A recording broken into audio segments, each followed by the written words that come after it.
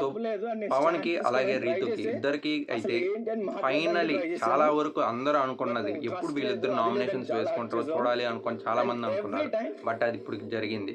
So నేను వాళ్ళిద్దరూ ఎప్పుడు నీ గాని మంచే కోరుకున్నాను. నామినేషన్స్ వరకు రాలేదు. నీ ఫర్ ద టాప్ 5లో ఫస్ట్ టైమ్ ఉండాలని డీమన్ కోరుకున్నా. పవన్ వచ్చి నేనేం నామినేట్ తప్పుంటే చేశాడు. ఆ తప్పు నీ కరెక్ట్ వల్ల చేసుకుందామని సంచాలక్ చెప్తూ గేమ్ ఫెయిల్ వచ్చా. అయింది. అండ్ అలాగే ఎప్పుడైనా నువ్వు సరే ఎక్కువగా ఏదైనా అరుస్తున్నావు. నీ బాలేకపోయిన వల్ల భాగంలో నువ్వేమైనా నేను అడిగినా కొన్నిసార్లు చేయడానికి చాలా ట్రై చేశా. బ్యాడ్‌గా బట్ బయటికి నువ్వు నా మీద ఎక్స్‌పోజ్ రివర్స్‌లో అవుతుంది. అరిచేసి అంటే నాదే హౌస్ తప్పు మేట్స్ అన్నట్టు అలాగే అస్సలు ఆడియన్స్ ఇద్దరు నచ్చట్లా. కూడా బ్యాడ్‌గా అండ్ నేను ఒక క్వెషన్ తీసుకుంటున్నారు అడుగుతుంటే నన్ను.